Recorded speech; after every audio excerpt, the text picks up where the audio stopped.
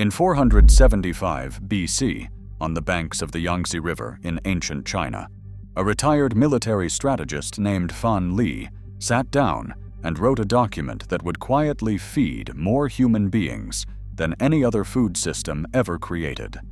His treatise was called the Yang Yu Jing, the classic of fish culture, and it described something so efficient, so elegant, and so dangerously simple that empires would fight over it for the next 2,000 years. A single backyard pond, managed correctly, could produce more protein per square foot than cattle ranching, and more nutrition per acre than any grain field. Once you built it, the system fed itself without purchased feed, without veterinary bills, and without depending on a single other person. Fan Li's methods survived wars, famines, the collapse of dynasties, and the burning of libraries, because people who understood this system never went hungry, and people who never go hungry are very difficult to control. But here is what we find fascinating. In America, a country obsessed with self-reliance, almost nobody has heard of backyard pond aquaculture, even though it has fed more humans throughout recorded history than any other single protein source on Earth. That silence is not an accident. And what we uncovered when we traced exactly why this knowledge disappeared will change how you think about food, independence, and what your backyard is actually capable of. The science behind this system is older than writing itself. Around 3,500 BC, during the Neolithic period along China's Yellow River Basin, farming communities noticed something after seasonal monsoon floods pulled back from the floodplains. Carp, specifically common carp, were trapped in low-lying depressions across the landscape. The fish were alive.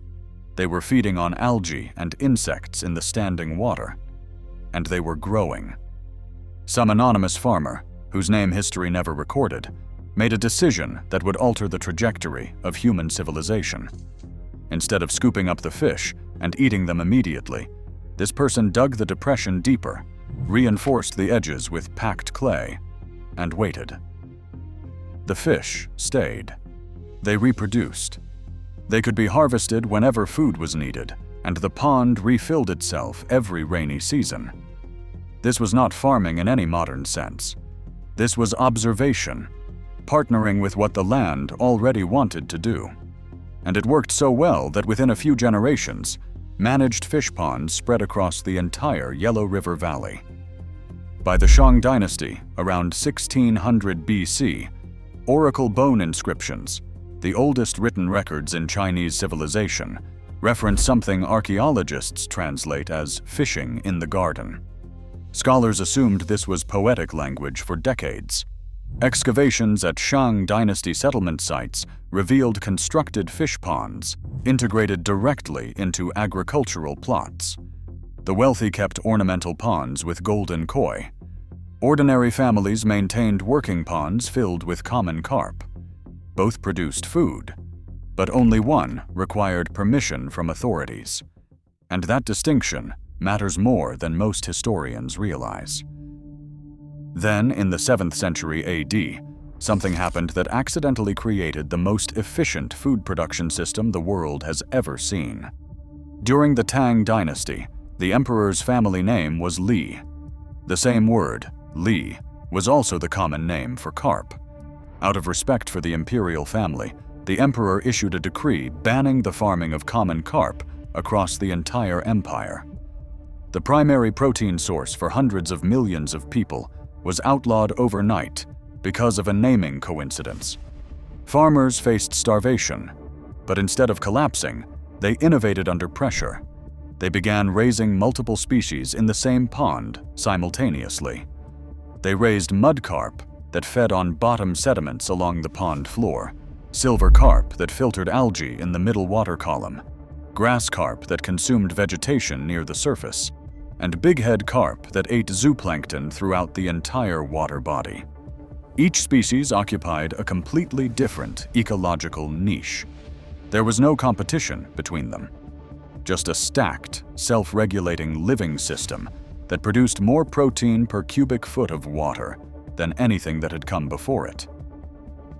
This was the birth of polyculture, forced into existence by an imperial decree that had nothing to do with food science. By the time European travelers were documenting Chinese innovations in the 1200s, village fish ponds had become so common that chroniclers described them as a defining feature of every settlement. Some had been operating continuously for centuries, still producing thousands of pounds of protein every year, and nobody was adding external feed. The ponds fed themselves through closed-loop nutrient cycling. That system never crossed the Pacific Ocean in any meaningful way. When European settlers arrived in North America, they brought cattle, pigs, and chickens, animals that required constant feeding, daily labor, fencing, and enormous amounts of land. A self-sustaining edible pond seemed primitive to colonists who measured agricultural success by how much land you could dominate. But it was not primitive. It was biological engineering refined across 50 centuries of continuous optimization. If you are watching this right now, and this is opening your eyes to something you have never considered, hit that like button and subscribe to the channel. We dig into buried knowledge systems like this every single week. Now, let us continue. By the 20th century, backyard ponds in America were purely decorative. Koi ponds for wealthy suburban homeowners, ornamental fountains in office parks. The productive knowledge had been buried under 100 years of industrial agriculture marketing.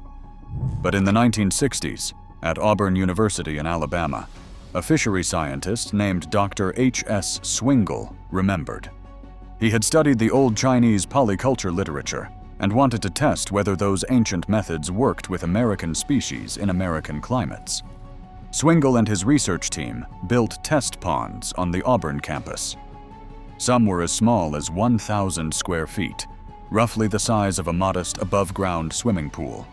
They stocked them with channel catfish and bluegill sunfish using stacking techniques borrowed directly from Tang Dynasty polyculture principles.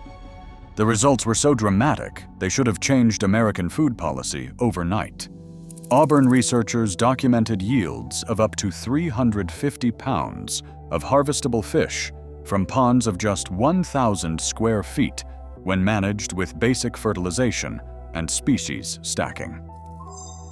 To put that in perspective, a quarter acre of cattle pasture, which is 10 times larger than these test ponds, produces approximately 200 pounds of beef per year. That beef requires purchased feed, veterinary care, fencing, water infrastructure, and daily labor. These tiny ponds produced nearly double the protein, using a tenth of the space with almost zero ongoing inputs. The fish ate what the pond ecosystem naturally generated. The pond ecosystem was fueled by sunlight, rainwater, and biological nutrient cycling. The Auburn studies were published in respected fishery journals. They were cited by a small community of permaculture researchers. Then the momentum simply stopped. The USDA never allocated subsidies for backyard aquaculture. Agricultural extension offices never created programs. The research existed, but institutional support never materialized. When you follow the money, the reason becomes obvious. The American industrial meat industry generates over $200 billion annually. Every family that achieves protein independence is a customer permanently lost. Systems that lack institutional support simply do not reach public awareness. But the knowledge survived.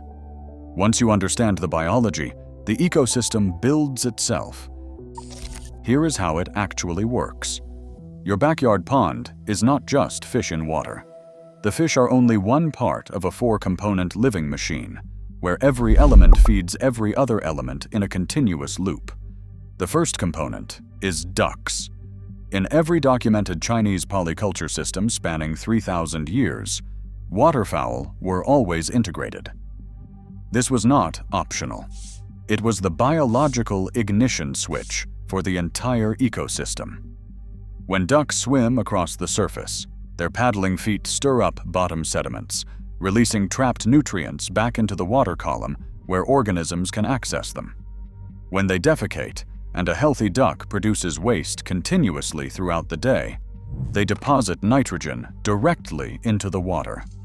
That nitrogen feeds single-celled algae. The algae feeds zooplankton. The zooplankton feeds juvenile fish. The juvenile fish grow into harvestable adults. And the ducks eat aquatic insects, pond vegetation, and duckweed that would otherwise choke the surface. It is a closed nutrient loop where every organism's waste is another organism's food. Nothing leaves the system. Nothing needs to be added. 3 to 5 khaki Campbell ducks, one of the most productive laying breeds on Earth, produce between 280 and 340 eggs per bird per year. That is 840 to 1,700 eggs annually from a flock that essentially maintains itself on pond resources. Published research on integrated duck-fish systems shows that ducks with access to pond ecosystems forage approximately 30% of their total nutritional needs from insects, aquatic vegetation, and invertebrates. That is 30% less purchased feed from day one. You are stacking functions. The ducks fertilize the water. The pond feeds the ducks. The fish clean up excess nutrients. The plants filter what is left, and you simply harvest the surplus. The second component is aquatic vegetation. Cattails are among the most efficient biological water filters ever studied. Their root systems pull excess nitrogen and phosphorus from the water, preventing the toxic algae blooms that destroy poorly managed ponds. Water lilies provide a shade canopy that lowers water temperature and reduces evaporation. Submerged plants like hornwort release dissolved oxygen during daylight hours, which is critical for fish survival. Then there is duckweed.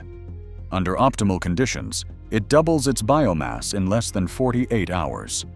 Ducks eat it as fast as it grows, creating a self-renewing feed source that costs nothing. Research in aquaponic systems has demonstrated that aquatic plants remove up to 90% of the nitrogen waste produced by fish. The plants absorb the nitrates, the water stays clean, and the fish stay healthy. The third component is the fish themselves. Bluegill and channel catfish are the optimal combination for most of the United States. Bluegill reproduce on their own indefinitely, reaching harvestable size of 6 to 8 inches in roughly 2 years. Channel catfish grow faster, reaching 1 to 2 pounds within 18 months. They occupy different feeding niches, so the two species complement rather than compete. Tilapia are the speed champions, reaching 1 pound in just 5 to 6 months. A small pond stocked with 50 tilapia fingerlings can yield 40 to 50 pounds within a single growing season. However, tilapia are restricted in several states due to invasive potential. Always check local regulations. The fourth component is beneficial bacteria. These microscopic organisms convert toxic fish waste ammonia into nitrates that plants absorb as fertilizer. This nitrogen cycle is the biochemical backbone of the entire system. Once established in 4 to 6 weeks, it runs autonomously. You are not managing a farm. You are stewarding a living system that manages itself. Total setup cost is approximately $400 to $600. That breaks down to roughly $150 to $300 for an EPDM rubber pond liner, $20 to $50 for fingerlings, $30 to $60 for ducklings, and $50 to $100 for plants and supplies. Compare that to the average American family spending over $7,000 per year on food. This system begins producing returns within 6 months, and it continues to produce for decades. Choose the lowest point on your property where rainwater naturally collects after storms. Fighting your land's existing drainage patterns, means fighting erosion for the next 20 years.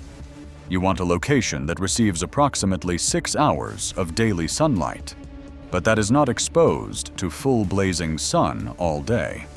Full sun can overheat the water and stress your fish. Mark out your pond dimensions. For a family-scale installation, 10 feet by 15 feet, at 4 to 5 feet deep in the center, provides excellent production capacity. You can excavate this entirely by hand over a long weekend, or rent a small excavator for a few $100s and finish in a single afternoon. Create a shallow shelf approximately 1 foot deep and 2 to 3 feet wide around the entire perimeter. This is your marsh zone, where cattails, irises, and other emergent plants will root. The deeper center basin is a thermal refuge where fish retreat during extreme heat or cold. Heavy clay soil can be sealed using the traditional method that Chinese farmers perfected thousands of years ago. Line the excavation with 6 inches of wet clay. Compact it thoroughly by walking across every square foot, and allow it to cure. This approach has proven effective across millennia and costs nothing. Sandy or rocky soil requires an EPDM rubber liner that lasts 20 to 30 years, at $1 to $2 per square foot. Fill the pond with water. If you are using chlorinated municipal tap water, let it sit undisturbed for at least 1 full week so dissolved chlorine can off-gas naturally. Chlorine kills beneficial bacteria and will crash your nitrogen cycle before it ever establishes. If you have access to well water or collected rainwater, you can proceed to stocking immediately. Now, the critical sequencing most guides get wrong. Introduce life in stages. Start with plants only.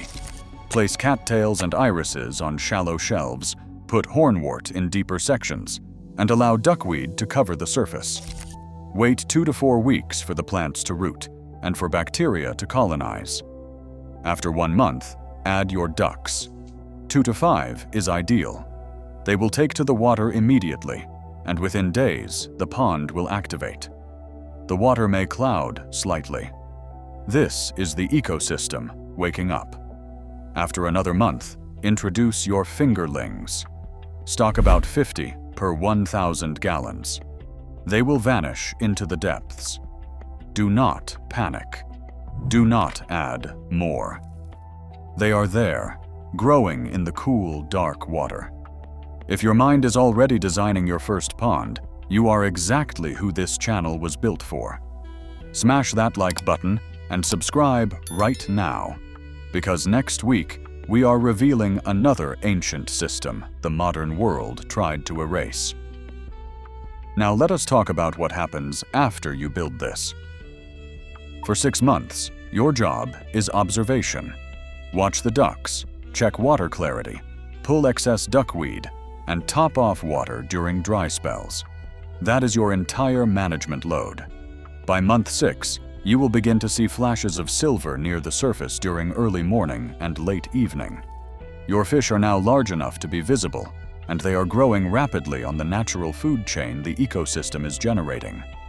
By the end of year 1, depending on your species selection and climate zone, you will have fish approaching harvestable size. Your ducks will begin laying eggs within 5 to 6 months of reaching maturity. 3 khaki Campbell ducks will produce approximately 700 to 900 eggs in their first full laying year. That translates to 60 to 75 eggs per month, which is more than most families of 4 can consume. Year 2 is when the magic of compound biology truly reveals itself. Your fish begin reproducing on their own. If you maintain a breeding population by never harvesting more than 60% of your stock, the fish replenish themselves indefinitely. You never purchase fingerlings again. The ducks continue laying at peak production. The plants continue filtering and oxygenating. The bacteria continue cycling nutrients. The system has achieved a self-sustaining equilibrium. By year 3, you are no longer managing a project. You are simply harvesting from a living ecosystem that has woven itself into the biology of your land. The pond edges become fertile ground where volunteer plants thrive on nutrient-rich overflow. Frogs and beneficial insects colonize the margins, providing natural pest control for any adjacent gardens. The entire microclimate around your pond becomes more productive, more diverse, and more resilient with each passing season. For northern climates where ponds freeze, your fish can survive beneath the ice. Bluegill and channel catfish enter a natural dormant state in cold water, dramatically reducing their metabolic needs. They have evolved to survive months under solid ice cover. The only critical requirement is maintaining a small opening in the ice surface for gas exchange. Decomposing organic matter on the pond bottom produces gases that become toxic if trapped under a sealed ice layer. A simple floating pond deicer, which costs approximately $40 and runs on standard household electricity, will keep a small opening in the ice throughout the entire winter. That one device is the difference between a thriving spring population and a catastrophic winter kill. Tilapia are the exception. They cannot tolerate water temperatures below 50 degrees Fahrenheit and will die if left in a freezing pond. Harvest all tilapia before the first hard frost, or transfer them to indoor holding tanks if you want to maintain a breeding population through winter. Your ducks are remarkably cold-hardy and will continue laying eggs through winter months as long as they have basic wind shelter.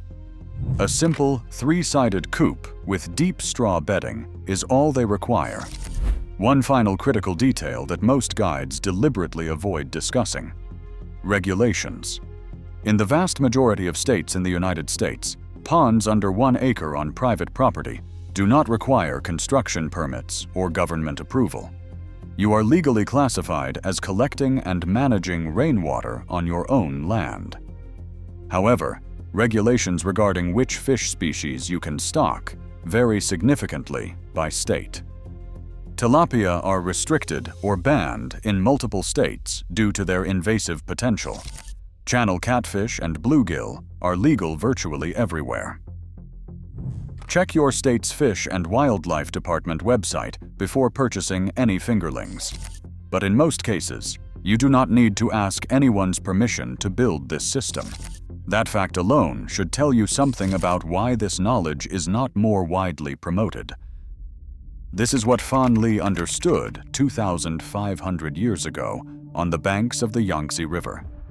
This is what Tang Dynasty farmers proved when an emperor's vanity forced them to invent the most efficient food system in human history. This is what Dr. Swingle documented at Auburn University before his research was quietly filed away and forgotten. You do not need industrial supply chains that can break. You do not need to depend on systems that prioritize profit over your family's security. You need water. You need sunlight. You need a hole in the ground. And you need the patience to let 50 centuries of proven biology do exactly what it has always done.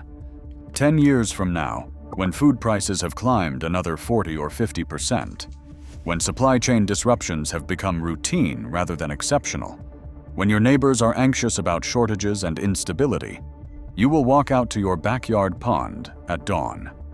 You will cast a simple line into calm water. You will pull out a healthy, clean fish that you raised on nothing but sunlight and rain. You will collect a basket of warm eggs from ducks that fed themselves on a pond that built itself. And you will feel something most modern people have forgotten: sovereignty.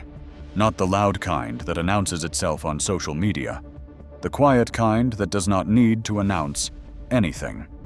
Because you have built something that cannot be disrupted by distant decisions, inflated by corporate pricing, or taken away by supply chain failures. You have built independence. Real, biological, permanent independence, rooted in science older than written language, and more reliable than any institution that exists today. If this changed how you see your backyard, subscribe to this channel and hit the like button right now. Share this with someone ready to stop depending on systems they cannot control. We uncover buried knowledge like this every single week. The next discovery is already in progress. The knowledge is here. The science is proven. The cost is minimal. The pond is waiting.